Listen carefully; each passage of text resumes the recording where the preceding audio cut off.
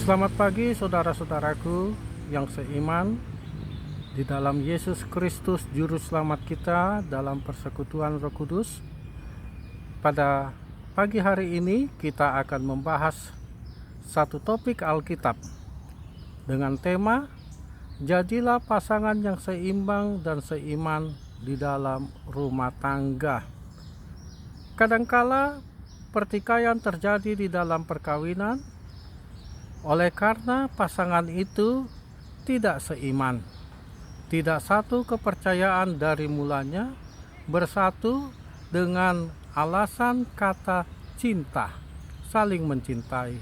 Tetapi setelah rumah tangga itu berjalan, tampak percecokan-percecokan yang timbul oleh karena perbedaan agama. Marilah kita kupas tuntas apa kata Alkitab yang kita imani sebagai umat Kristiani tentang pasangan yang tidak seimbang. Saudara-saudaraku yang kekasih di dalam Yesus,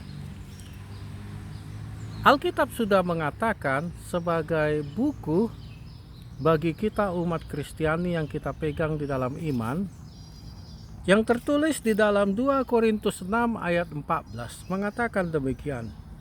2 Korintus 6 ayat 14, janganlah kamu merupakan pasangan yang tidak seimbang dengan orang-orang yang tidak percaya. Sebab persamaan apakah terdapat antara kebenaran dan kedurhakaan? Atau bagaimanakah terang dapat bersatu dengan gelap? Satu gambaran yang tercatat di dalam Alkitab mengenai ketidakseimbangan adalah digambarkan terang dengan gelap. Terang tidak akan pernah menyatu dengan gelap. Dan kita melihat salah satu harus mengambil kekuatannya, menunjukkan kekuatannya untuk mengalahkan yang lain. Terang dapat dikalahkan oleh gelap. Gelap dapat dikalahkan oleh terang, dan kedua hal ini tidak pernah menyatu. Bagaimana di dalam keimanan rumah tangga? Apa kata Alkitab dari awal tentang perkawinan yang selaras, perkawinan yang seimbang, yang tidak akan menimbulkan percecokan keimanan di masa depan? Firman Tuhan di dalam Ulangan 7 ayat 3 sampai 4 dikatakan demikian. Janganlah juga engkau kawin mengawin dengan mereka. Anakmu perempuan janganlah kau berikan kepada anak laki-laki mereka, atau anak perempuan mereka jangan kau ambil bagi anakmu laki-laki. Sebab mereka akan membuat anakmu laki-laki menyimpang daripadaku, sehingga mereka beribadah kepada Allah lain. Maka murka Tuhan akan bangkit terhadap kamu, dan Ia akan memusnahkan engkau dengan segera. Saudara-saudara, terutama orang-orang muda yang akan melangkah ke dalam pembentukan rumah tangga, berhati-hati di dalam masalah keimanan, di dalam masalah keyakinan. Karena keyakinan kita ini adalah hubungan kita dengan Allah yang kita imani. Bagaimana hubungan yang tidak seiman?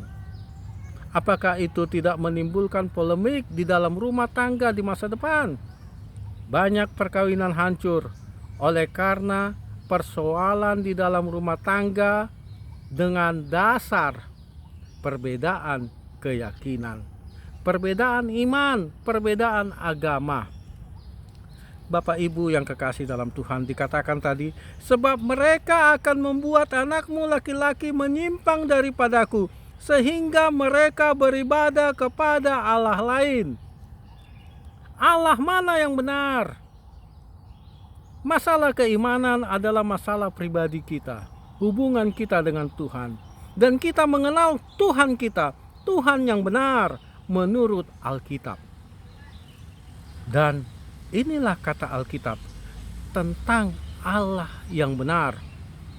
Jika kita baca di dalam Matius 22 ayat 32 dan Markus 12 ayat 26, Alkitab mencatat, dan ini disaksikan oleh Yesus Kristus. Inilah Allah yang benar menurut Alkitab. Allah Abraham, Allah Ishak, dan Allah Yakub. Allah Abraham, Allah Ishak, dan Allah Yakub. Tidak dikatakan Allah-Allah lain. Ketika Musa bertemu dengan Allah di padang belantara, dalam nyala api yang membakar semak-semak, Allah menyatakan identitasnya. Akulah Allah Abraham, akulah Allah Ishak, akulah Allah Yakub. Allah sendiri yang mengatakan demikian. Jadi, bila mana ada Allah yang tidak berdasarkan Allah Abraham, Allah Ishak, Allah Yakub, itu bukan Allah yang benar. Ini masalah keyakinan kepada Allah siapa kita menyembah. Apakah Allah bangsa-bangsa lain atau Allah yang benar, Allah Abraham, Allah Ishak, dan Allah Yakub. Dikatakan jika kita berpaling dari Allah yang benar, maka murka Tuhan akan bangkit terhadap kamu dan Ia akan memusnahkan engkau dengan segera. Saudara-saudaraku yang kekasih dalam Tuhan, dalam kisah banyak sejarah bangsa Israel, dari raja-raja, dari yang perkasa, hancur oleh karena perkawinan yang tidak seiman. Contohnya Ahab. Raja Ahab, kalau kita baca di dalam 1 Raja-Raja 16 ayat 31 dan 1 Raja-Raja 21 ayat 14 sampai ayat 15, Ahab, raja Israel, jatuh ke dalam penyembahan berhala oleh karena pengaruh istrinya yang berasal dari keyakinan yang tidak satu agama dengan Ahab sebelumnya. Bapak Ibu, Ahab terpengaruh oleh istrinya dan tertulis dengan jelas di dalam 1 Raja-Raja 21 ayat 25 dan sampai ayat 26. Sesungguhnya tidak pernah ada orang seperti Ahab yang memperbudak diri dengan melakukan apa yang jahat di mata Tuhan, karena ia telah dibujuk oleh istrinya Izabel. Bahkan ia telah berlaku sangat keji dengan mengikuti berhala-berhala, tepat seperti yang dilakukan oleh orang Amori yang telah dihalau Tuhan dari depan Israel. Saudara-saudaraku, Ahab sebagai raja Israel berlaku jahat. Tidak ada yang paling jahat daripada Ahab dengan pergi menyembah berhala-berhala orang Amori atas pengaruh istrinya Izabel yang tidak seiman dengan dia. Ahab juga dipengaruhi oleh Izabel untuk merampas tanah Nabot dengan cara membunuh Nabot melalui dusta, mengangkat saksi-saksi palsu. Ahab. Lalu siapa lagi yang di dalam perkawinannya hancur keimanannya oleh karena pengaruh istri yang tidak seiman dengan dia? Salomo. Yang kedua adalah Raja Salomo. Tercatat di dalam Alkitab 1 Raja-Raja 11 ayat 1 sampai ayat 6 mencatat tentang Raja Salomo yang Tuhan karuniakan hikmat pengetahuan untuk melakukan kebajikan hikmat Salomo ketika dua orang ibu-ibu bertikai memperebutkan anak. Allah memberikan pengetahuan yang penuh hikmat kepada Salomo untuk menyelesaikan pertikaian itu.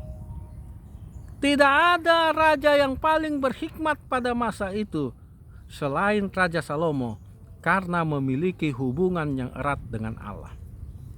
Tetapi hubungan yang erat dengan Allah itu terputus, Allah yang benar itu terputus oleh karena pengaruh istri-istrinya yang tidak seiman dengan dia. Kita baca Alkitab kita, Bapak Ibu, kita sama-sama, saudara-saudaraku juga orang muda. 1 Raja-Raja 11 ayat 1 sampai ayat 6. Adapun Raja Salomo mencintai banyak perempuan asing. Di samping anak Firaun, ia mencintai perempuan-perempuan Moab, Amon, Edom, Sidon, dan Het. Padahal tentang bangsa-bangsa itu Tuhan telah berfirman kepada orang Israel, janganlah kamu bergaul dengan mereka, dan mereka pun janganlah bergaul dengan kamu, sebab sesungguhnya mereka akan mencondongkan hatimu kepada Allah-Allah lain, yaitu Allah-Allah mereka. Hati Salomo telah terpaut kepada mereka dengan cinta. Ia mempunyai 700 istri dari kaum bangsawan dan 300 gundik. Istri-istrinya itu menarik hatinya dari Tuhan, sebab pada waktu Salomo sudah tua, istri-istrinya itu mencondongkan hatinya kepada Allah-Allah lain, sehingga ia tidak dengan sepenuh hati berpaut kepada Tuhan Allahnya seperti Daud ayahnya. Demikianlah Salomo mengikuti Asitoret, dewi orang Sidon, dan mengikuti Milkon, dewa kejijikan sembahan orang Amon. Dan Salomo melakukan apa yang jahat di mata Tuhan, dan ia tidak sepenuh hati mengikuti Tuhan seperti ayahnya Daud. Bapak Ibu yang kekasih dalam Tuhan, Salomo yang penuh hikmat itu, yang Tuhan karuniakan hikmat yang lebih dari manusia-manusia yang lainnya, jatuh ke dalam penyembahan berhala dan perbuatan yang jahat yang menyakiti hati Tuhan. Oleh karena pada masa tuanya, Salomo jatuh ke dalam penyembahan berhala. Pengaruh-pengaruh istri pada masa tua. 700 istri kaum bangsawan, 300. Salomo mengambil perempuan asing yang tidak satu agama dengannya, yang tidak mengenal Allah yang benar, Allah bangsa Israel, Allah Abraham, Allah Ishak, dan Allah Yakub. Salomo menyimpang dari keimanannya, hubungannya dengan Allah yang benar, sehingga Salomo melakukan apa yang jahat di mata Tuhan. Saudara-saudaraku yang kekasih dalam Tuhan, yang ketiga, Simson. Siapa yang tidak mengenal akan Simson? Tertulis di dalam Hakim-Hakim 14 ayat 1 sampai ayat 3. Kejatuhan Simson. Simson pada saat dikandung oleh orang tuanya, ibunya, Allah sudah berhubungan langsung dengan ibunya melalui malaikat, bahwa inilah seorang nazir Allah yang akan digunakan Allah untuk membebaskan bangsa Israel dari penindasan bangsa Filistin. Allah akan memberikan satu kekuatan yang istimewa kepada Simson, bila mana Simson tetap mengikat dirinya dengan Allah, memiliki hubungan yang erat dengan Allah. Dan inilah tandanya jika Simson, Nazir Allah yang memiliki hubungan dengan Allah. Ketika tanda ini terputus, maka terputuslah hubungan Simson dengan Allah, dan keistimewaan yang diberikan Allah kepada Simson akan hilang.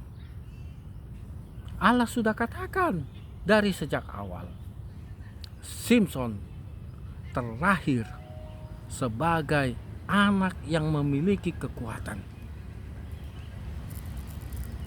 Kita melihat bagaimana Simson memiliki kekuatan yang lebih ketika dia membunuh pasukan-pasukan Filistin dengan menggunakan rahang keledai 3.000. Simson juga membunuh singa yang hendak menerkam dirinya dan mencabik-cabik singa tersebut. Inilah kekuatan yang diberikan Allah kepada Simson sebagai hakim pembebas bangsa Israel dari penindasan. Tetapi apa yang terjadi kepada Simson? Bagaimana Simson bisa jatuh? Putus hubungannya dengan Allah. Allah Abraham, Allah Ishak, dan Allah Yakub tersebut. Kita baca di dalam Hakim-Hakim 14 ayat 1-3. Simson pergi ke Timnah, dan di situ dia melihat seorang gadis Filistin. Ia pulang dan memberitahukannya kepada ayah dan ibunya. Di Timnah aku melihat seorang gadis Filistin. Tolong ambillah dia menjadi istriku. Tetapi ayahnya dan ibunya berkata kepadanya, tidak adakah di antara anak-anak perempuan sanak saudaramu atau di antara seluruh bangsa kita seorang perempuan sehingga engkau mengambil istri dari orang Filistin, orang yang tidak bersunat itu? Tetapi jawab Simson kepada ayahnya, ambillah dia bagiku, sebab dia kucintai. Memang di masa-masa muda, gejolak-gejolak cinta sangat bergelora. Simson melihat seorang wanita Filistin yang tidak bersunat. Tanda hubungan Allah dengan bangsa Israel adalah sunat. Ini adalah tanda peribadatan. Tetapi apa yang terjadi kepada Simson? Simson memaksa orang tuanya untuk melamar wanita Filistin yang tidak satu iman dengannya. Lalu apa juga selanjutnya yang terjadi kepada Simson yang perkasa itu? Bagaimana karakter wanita Filistin ini yang tidak satu iman dengan Simson? Ketika perkawinan itu terjadi, pesta perkawinan dimulai terjadi. Simson jatuh kepada satu tindakan perjudian melalui teka-teki. Dan bangsa Filistin yang menghadiri pesta itu tidak mengetahui jawaban daripada teka-teki Simson. Taruhannya adalah kekalahan. Tetapi mereka menggunakan satu cara yang licik untuk mengetahui rahasia jawaban dari teka-teki Simson, yaitu menekan istri Simson yang berasal dari bangsa Filistin. Inilah dikatakan Hakim-Hakim 14 ayat 17. Tetapi istrinya itu menangis di sampingnya selama ke-7 hari. Mereka mengadakan perjamuan itu. Pada hari ke-7 diberitahukannya lah kepadanya, karena ia merengek-rengek kepadanya. Kemudian perempuan itu memberitahukan jawaban teka-teki itu kepada orang-orang sebangsanya. Bapak Ibu yang kekasih dalam Tuhan, hati istri Simson itu masih tetap terpaut kepada bangsanya. Dia mengkhianati Simson. Saudara-saudaraku, Ancaman kadangkala terjadi dalam rumah tangga dari orang-orang lain. Ini yang terjadi kepada istri Simson. Kalau kita baca di dalam Hakim-Hakim 14 ayat 15.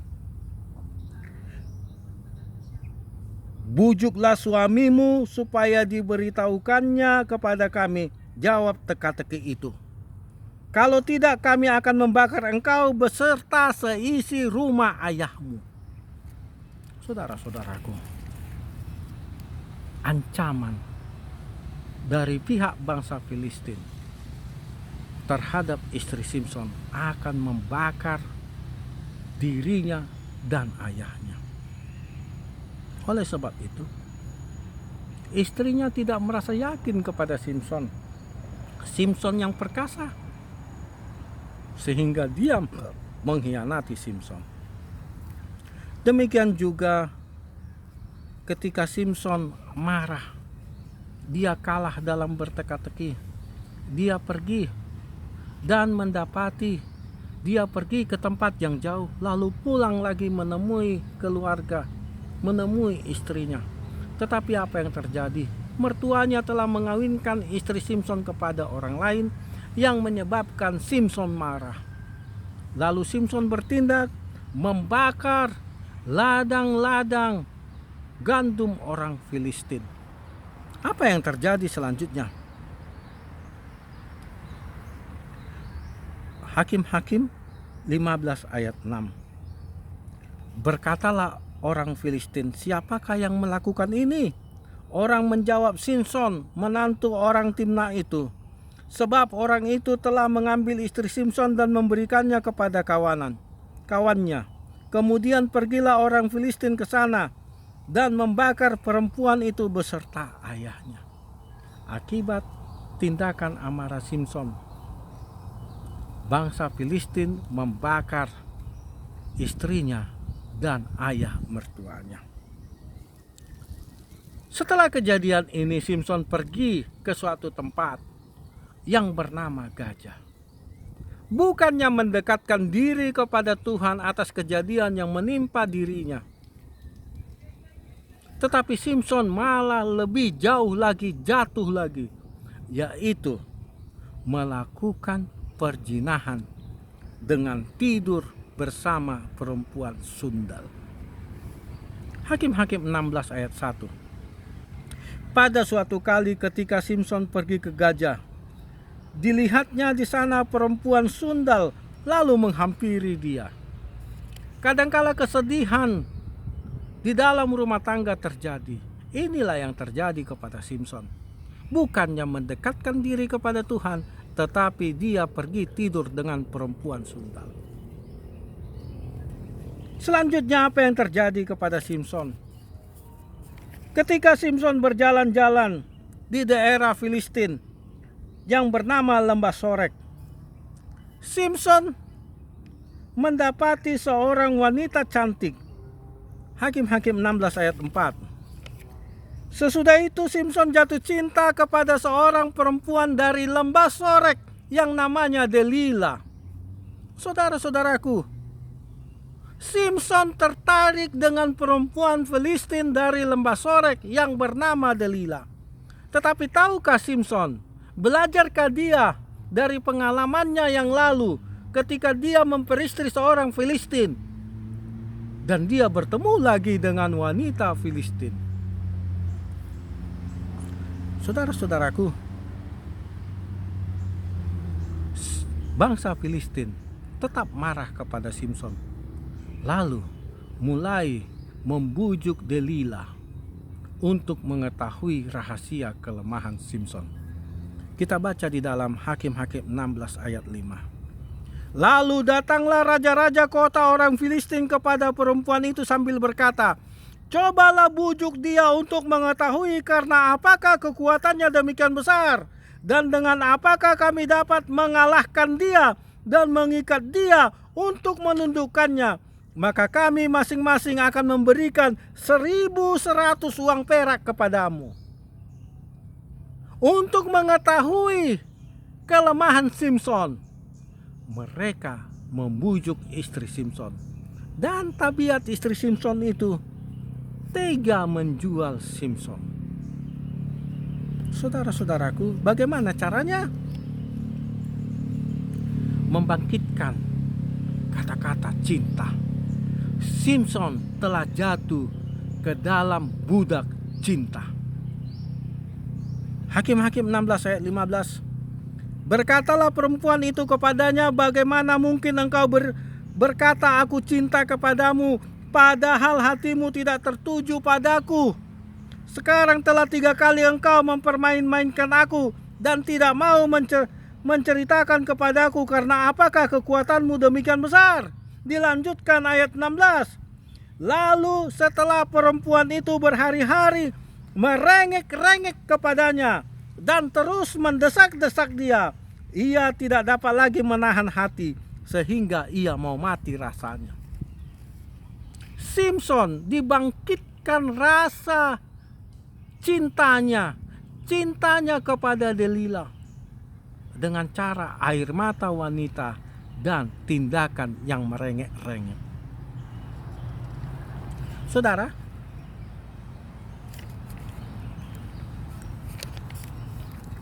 Hakim-Hakim 16 ayat 18 mengatakan demikian. Hakim-Hakim 16 ayat 18. Ketika dilihat Delila bahwa segala isi hatinya telah diceritakan kepadanya, dan disuruhnya orang Filistin memanggil raja-raja kota orang Filistin, katanya sekali lagi, datanglah kemari, sebab ia telah menceritakan segala isi hatinya kepadaku. Lalu datanglah raja-raja kota Filistin itu kepadanya sambil membawa uang. Saudara-saudara, terjadi transaksi antara istri Simson dengan orang Filistin untuk membunuh Simson. Tega sekali. Simson telah terjatuh menjadi budak cinta. Ayat 19, Hakim-Hakim 16 ayat 19. Dan ayat 21 mengatakan demikian. Sesudah itu dibujuknya Simson tidur di pangkuannya. Lalu dipanggilnya seorang dan disuruhnya mencukur ke7 rambut jalinnya. Sehingga mulai Simson ditundukkan oleh perempuan itu, sebab kekuatannya telah lenyap daripadanya. Orang Filistin itu menangkap dia, mencungkil kedua matanya dan membawanya ke gajah. Di situ ia dibelenggu dengan 2 rantai tembaga, dan pekerjaannya di penjara ialah menggiling. Saudara-saudaraku, seorang yang perkasa oleh karena menjadi budak cinta ditaklukkan oleh bangsa Filistin dengan cara membujuk istrinya untuk bertransaksi, membunuh Simson dan mencungkil mata Simson. Inilah akibat perkawinan yang tidak seiman. Yang terjadi dengan bangsa Israel hampir sama. Bilangan 25 ayat 1 sampai ayat 2. Sementara Israel tinggal di Sitim, mulailah bangsa itu berzina dengan perempuan-perempuan Moab. Perempuan-perempuan itu mengajak bangsa itu ke korban sembelihan bagi Allah mereka. Lalu bangsa itu turut makan dari korban itu dan menyembah Allah orang-orang itu. Ketika Israel berpasangan dengan Baal Peor, bangkitlah murka Tuhan terhadap Israel. Bapak Ibu yang kekasih dalam Tuhan, ini menjadi pelajaran bagi kita. Kehancuran terjadi oleh karena perkawinan beda agama yang tidak menyembah kepada Allah yang benar, Allah Abraham, Allah Ishak, dan Allah Yakub. Tuhan memberkati kita. Amin.